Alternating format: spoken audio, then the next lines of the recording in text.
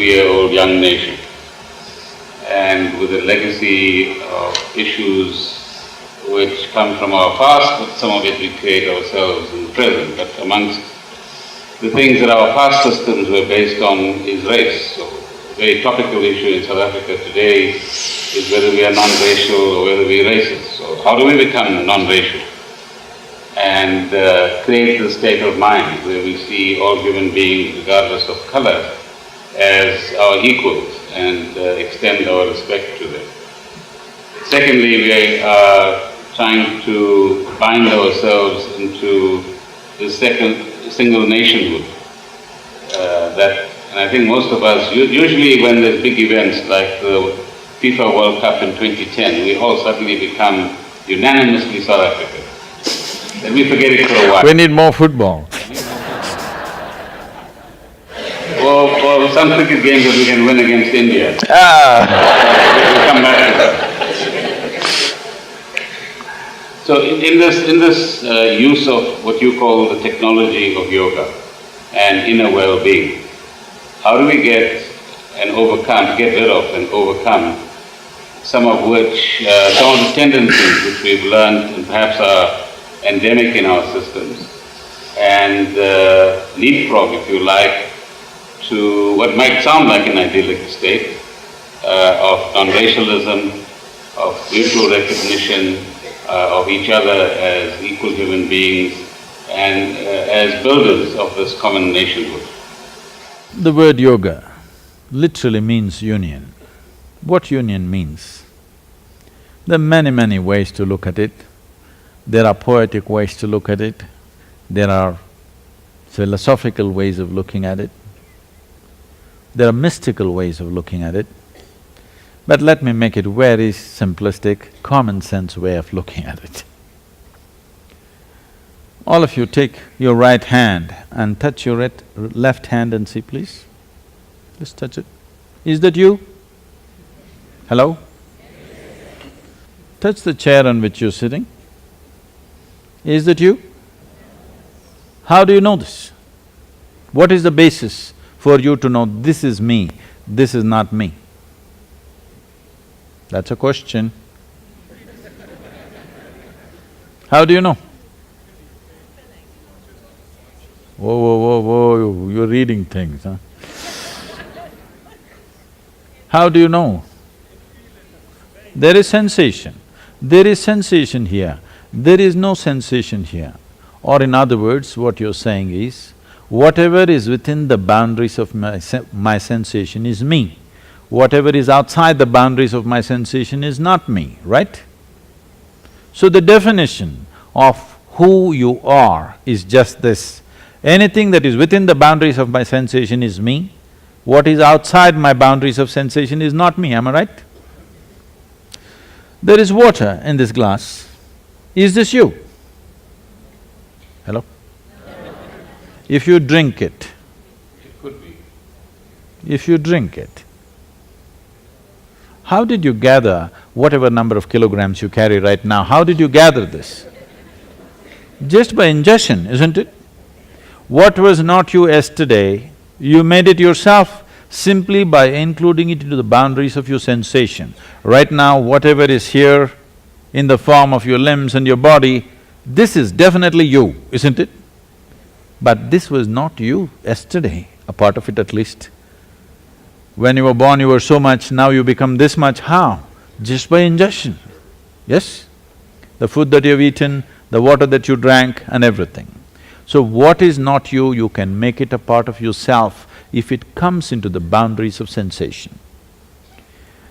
If you have experienced a very loving or joyful moment, so loving or joyful that tears came to you, did it ever happen to you?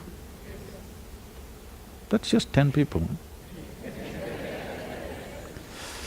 At such a moment, if you place your hand or hold your hand just 8–10 inches away from yourself, you will see right here, you will feel sensation. Have you ever noticed this? If no such wonderful thing happened to you, let me do something horrible to you. We will chop off your right leg.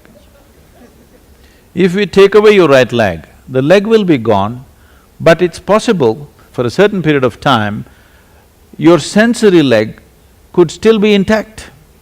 You know this? It's called the phantom leg. All the sensations of the leg are still there, though the leg is not there. That means sensory body has a presence of its own. So this sensory body, if your life energies become very exuberant, your sensory body will expand. If your life energies become little subdued, your sensory body will contract. This might have happened to some of you. You're feeling depressed, someone came and touched you on your shoulder, you can't feel it. They have to shake you, otherwise you don't know, because you are in a subdued state of energy. Now, what yoga means is to slowly galvanize the life energy in such a way that it becomes so effervescent within you, your sensory body will expand. Let us say you're sitting here right now, your sensory body became as big as this hall, then you will experience everything in this hall as a part of yourself. It doesn't matter what color it is. It doesn't matter whether it is even human or otherwise. It doesn't matter whether it is animate or inanimate. Both ways, everything you will experience as a part of myself, simply because your sensory body has expanded. If you make your life energies very super effervescent, then this sensory body can become as large as the universe. So if you experience the entire creation as myself, then we say you are a yogi. The word yoga means union. Yogi means one who has experienced or living a state of union within himself or herself. Now, will this solve the problem of discrimination? No, because you will not understand what it is that people call as discrimination, because you will see everything as myself. You will experience everything as myself. If you… even for a moment, if you don't live it, even for a moment, right now you sat here, right now you experienced that all these people who are sitting here actually a part of you. As you experience the 10 fingers of your hands, you experience these people around you as a part of myself. After that, do I have to tell you, do not kill them, do not rob them, do not discriminate? All these teachings will be meaningless to you. This is what yoga means. So will it be a solution for all the disparities that we have invented in our minds? Every difference, we've made it into a discriminatory process.